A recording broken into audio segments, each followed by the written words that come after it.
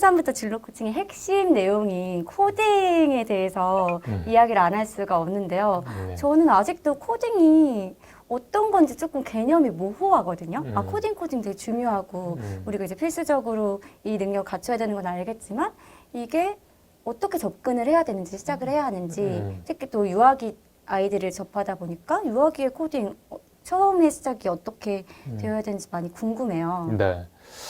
이런 질문들 많이 해주세요. 저도 가장 많이 받는 질문 중에 하나인 것 같고요. 근데 이 코딩이 일단 뭔지에 대해서 좀 말씀을 드리면은 그냥 쉽게 생각하시면 되는 것 같아요. 그러니까 코딩은 그냥 컴퓨터의 언어다 정도로 깔끔하게 정리가 될 것 같고요. 예컨대 지금 저랑 이제 담임 선생님은 한국어로 얘기를 하고 있고 네. 저희가 미국인이랑 얘기를 할 때는 영어로 얘기를 하잖아요. 마찬가지로 저희가 컴퓨터라는 녀석이랑 얘기를 할 때는 그 컴퓨터가 알아들을 수 있는 언어로 얘기를 해야 돼요. 근데 그걸 저희가 이제 코딩이라는 단어로 네. 표현을 하고 있는 거고요. 근데 코딩이 그럼 왜 중요한지는 너무 뭐 명확해지는 거죠. 왜냐면 앞으로 그런 소프트웨어가 더 중요해지는 시대가 되고 이 컴퓨터가 더 중요해지는 시대가 되기 때문에 그 녀석들의 언어를 아는 게 당연히 중요할 수밖에 네. 없는 것 같고요. 근데 그게 꼭 뭐 개발자가 되라 뭐 이런 건 아니에요. 뭐 내가 프로그래머가 되고 이래야 되는 건 아니지만 네. 적어도 그 언어의 흐름, 그 언어의 그 맥락 정도는 이해할 수 있을 정도의 지식은 앞으로는 이제 필수적일 것이다라고 보고 있는 거고요. 그럼 이제 그 다음 질문으로 어떤 식으로 어렸을 때부터 이런 코딩 교육을 하는 게 맞냐 이런 게 질문이 될 것 같은데 그 부분에 대해서는 일단 바로 저희가 컴퓨터의 언어라고 해서 이 컴퓨터를 잡고 교육을 할 필요는 없어요. 그러니까 이 컴퓨터란 녀석이 되게 재밌는 특징이 하나 있는데요. 그게 뭐냐면은 이 친구는 굉장히 논리적이에요. 모든 게 논리적이고 그러니까 0과 1이라는 숫자로만 구성이 되어 있기 때문에 어떻게 보면 단순해요. 되게 명확한 아이고 이제 그렇기 때문에 이 컴퓨터라는 녀석과 잘 얘기를 하기 위해서는 논리력이 굉장히 중요하거든요.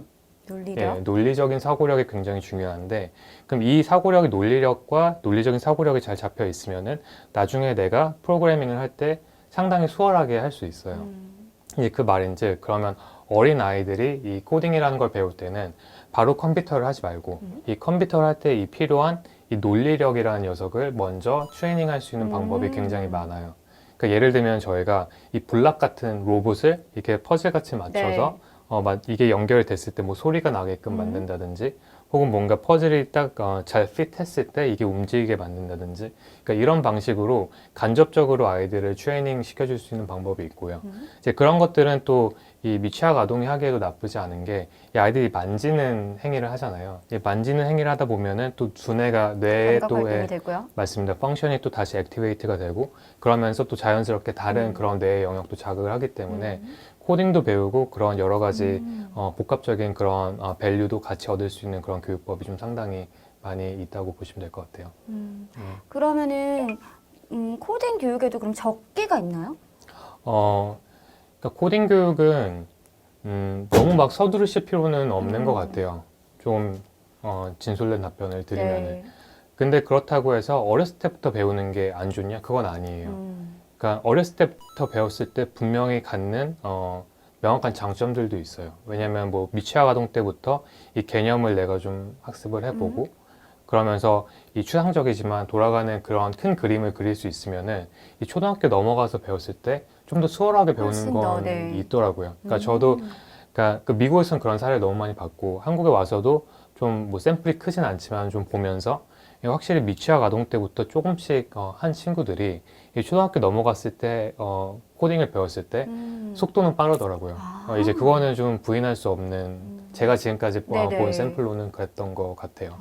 저도 요즘에 코딩 로봇들을 많이 제품들을 접하고 있거든요. 그래서 사실 들여다보면은 이게 수조작 활동이랑 크게 다르지 않은데 어떤 원리로 되는 거지? 라고 생각을 했는데 이제 그 제품이나 이런 활동의 그 코딩의 원리들이 녹아져 있는 거군요. 그렇죠. 그러면서 간접적으로 그 코딩에서 필요한 핵심적인 역량들을 습득을 하고 이제 그게 나중에 본격적으로 코딩을 배울 때 도움이 된다 정도로 정리가 될 것 네. 같아요. 예. 그럼 미취학 아동 유아기에 처음 접하는 코딩은 그러한데 네. 기영 작가님께서도 처음에 코딩 그리고 뭐 컴퓨터 언어를 공부할 때 쉽지 않다고 들었어요. 네. 본격적으로 진짜 공부를 하는 뭐 학습기에는 네. 코딩을 어떤 식으로 공부를 하고 네, 접해야 할까요? 그 그 제가 좀 자랑을 하면은 네. 이제 고등학교 때 공부를 좀 잘했어요. 잘하셨어요. 그래서, 너무 우수하죠. 잘해서 뭐 저희 학교가 미국 최초의 사립 음. 고등학교였는데 거기서 뭐 이렇게 막 1등으로 졸업도 하고 막 오. 이렇게 했는데 근데 제가 하나 못했던 과목이 있어요. 그게 코딩이었어요. 아, 네, 진짜요? 이제 컴퓨터 사이언스라는 과목이 있었는데 네. 그걸 제가 이제 마지막 졸업하는 학년 때 들었는데 너무 어려운 거예요. 맞아요. 네, 근데 제가 이상한 게 수학도 뭐 음. 잘하고 과학도 잘하고 네. 뭐 괜찮은데 왜 코딩만 이렇게 안 될까 음. 이런 생각이 저한테도 스스로 굉장히 좀 의아하더라고요. 네. 근데 제가 이제 다시 뭐 이제 복귀해서 좀 생각을 해보니 근데 그때 저희가 학습했던 방법은 이게 그냥 컴퓨터의 언어를 마치 저희가 영어 문법을 외우듯이 그냥 하는 그런 교육을 받았던 거예요. 그러니까 문법을 일단 알려주고 이 문법이 있으니까 너가 잘 활용해봐. 마치 영어 교육이랑 네. 똑같았던 거죠. 근데 제가 한번 클릭이 안 되니까 이게 계속 헤매고 또 한 번 헤매니까 그 다음 단계로 갔을 때 이 정확히 이해를 못하니까 이 구현이 잘 안 되고 이런 게 계속 반복이 됐던 것 같아요. 근데 이 문제를 제가 해결할 수 있는 거를 몇 년 전에 제가 미국에 MBA를 갔을 때 좀 발견을 했던 건데 그게 뭐냐면은 그 미국 학교를 가봤더니 걔네들이 코딩을 배우는데 막 게임을 직접 만들면서 코딩을 배우고 있더라고요.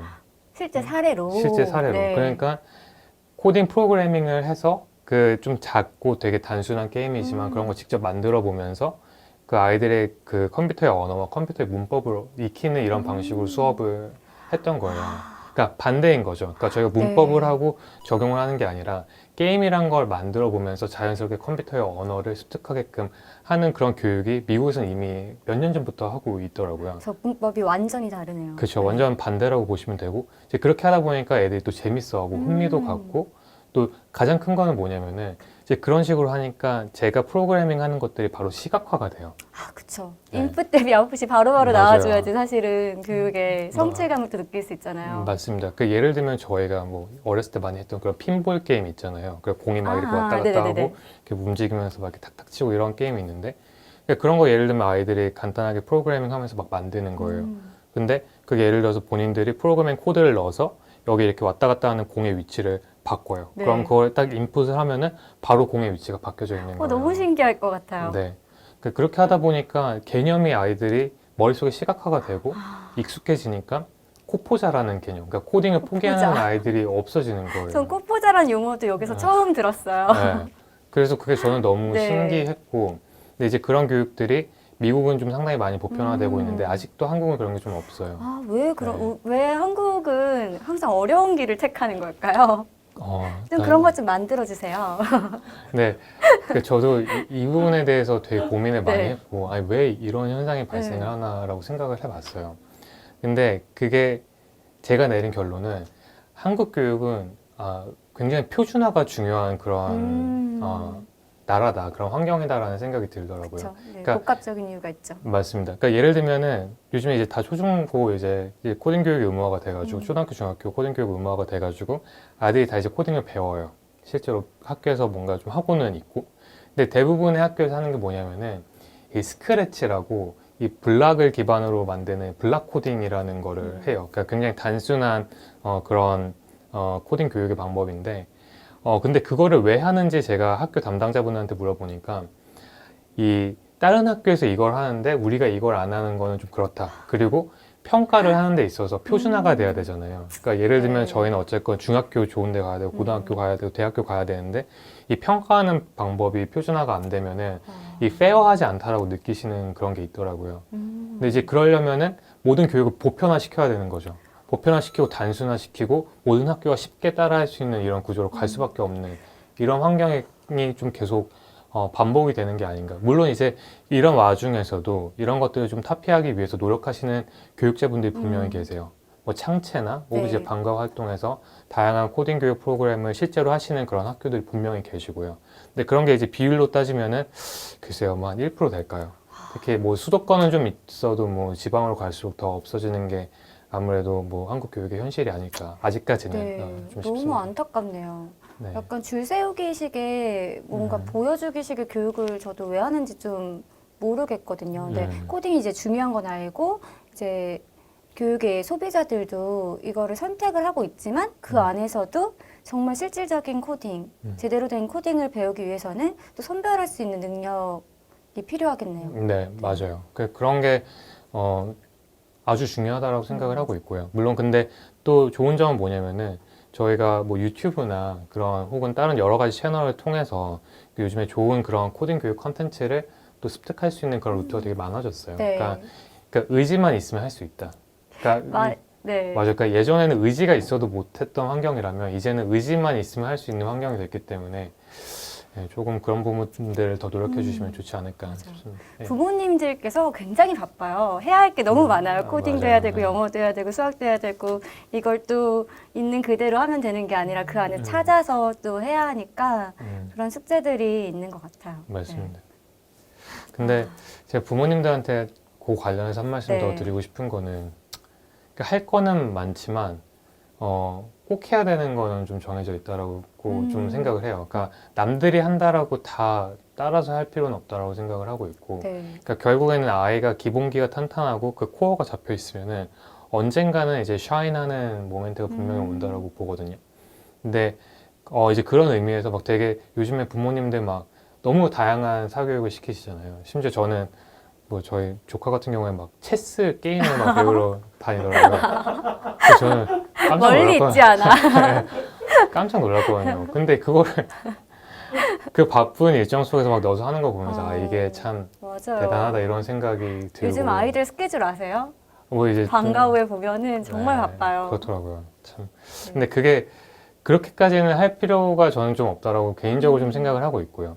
하지만 대신에 지금 방금 말씀드린 이런 코딩 같은 교육은 앞으로 새로운 시대를 주도하는 좀 핵심적인 개념, 핵심적인 네. 언어가 될 거기 때문에 조금 바쁘더라도 좀 이렇게 시간을 내서 할 필요가 있지 않나 그런 생각이 듭니다. 그럼 작가님은 코딩이 되게 중요한 건 알겠고 미래 사회에 필요한 경쟁력이 된다는 것도 알겠는데 일부가 아니라 정말 모든 아이들이 보편적으로 이거를 이제 배우고 준비해야 된다고 생각하시는 건가요? 네, 저는 그 답은 좀 확실하게 예스라고 말씀드릴 수 있을 것 같고요. 그게 좀 멀지 않은 미래에 발생을 할 것 같아요. 그러니까 이미 미국이나 중국 같은 경우는 이 네. 학교에서 코딩 교육하는 시수 자체가 굉장히 많아요. 그러니까 한국은 지금 뭐 주만 한 학기로 따졌을 때 뭐 한 열 몇 시간 정도 내외 정도만 지금 실제로 네. 교육이 좀 집행되고 있는 것 같은데 해외 같은 경우에는 거의 fully 뭔가 한 약간 국어, 영어, 수학만큼의 비중을 잡고 수업이 진행되는 경우가 많이 있거든요. 근데 이제 그런 것들이 뭐 한국에도 분명히 도입이 될 거다. 근데 그건 다만 이제 타이밍의 문제일 거다라고 보고 있고요. 또 이런 부분이 되지 않으면 어쨌건 한국은 뭔가 뭐 리소스나 자원이나 이런 게 풍부한 나라는 아니잖아요. 네. 결국에는 맨파워로 가는 나라고, 그러니까 소프트웨어가 중요한 나라이기 때문에 더더욱 우리는 이런 코딩 교육, 컴퓨터 교육에 대해서 좀 더 관심을 갖고 봐야 되지 않나라고 생각을 하고 있습니다. 네.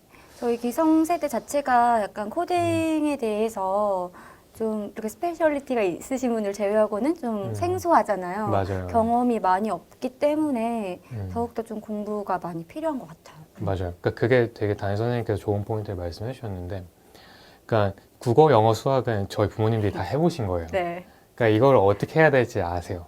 근데 코딩으로 넘어오면은 내가 해보지 않았기 때문에 아이한테 어떻게 해야 될지 아예 감이 안 오시는 거예요. 맞아요. 저도 안 와요, 사실. 네, 네. 맞아요. 근데 그래서 그 한 발자국을 좀 벗어나서 좀 한 발자국만 앞으로 나와도 좀 다른 그런 세상이 보여줄 수 있다고 생각을 하고 있고, 그리고 하나만 더 추가해서 말씀을 드리고 싶은 거는 그 부모님들께서도 좀 간단한 코딩 교육이라도 받아보시는 게 좋은 것 같아요. 오, 네네. 네, 근데 그게 실은 대단한 거 아니거든요. 그냥 뭐 하루에 1시간 혹은 뭐 일주일에 2시간, 한두 시간도 괜찮아요. 그렇게 해서 한 10시간 정도만 써보셔도 네. 대충 이 코딩이 뭐다라는 개념이 분명히 오세요. 흥미로울 것 같아요. 저도 진짜 해보고 싶네요. 네. 근데 그렇게 되면은 아이를 가지신 부모님들 같은 경우에는 내가 이 아이한테 해줄 수 있는 교육의 그런 방법이나 그런 유형도 달라질 수밖에 없겠죠. 네, 그 아이들한테만 공부하라고 하지 마시고 맞아요. 같이 해야 합니다, 부모님들도 이제. 공부하셔야 됩니다. 아, 네.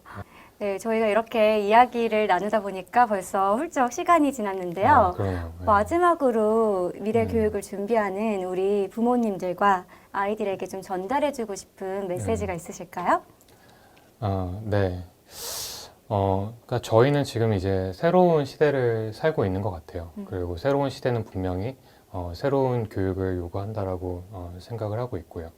근데 이제 그런 부분들이 마냥 아이들한테만 맡기고 너 알아서 잘해라고 하기에는 너무 빠르게 시대가 변하고 있다라고 생각을 하고요. 네. 이제 그렇기 때문에 이 부모님들께서도 또 교육자분들께서도 더 공부하시고 새로운 트렌드에 대해서 잘 캐치하시는 게 중요하지 않을까. 또 그리고 그런 맥락에서 이번 책이 조금이나마 도움이 된다면 작가로서 좀 큰 보람을 느낄 것 같습니다.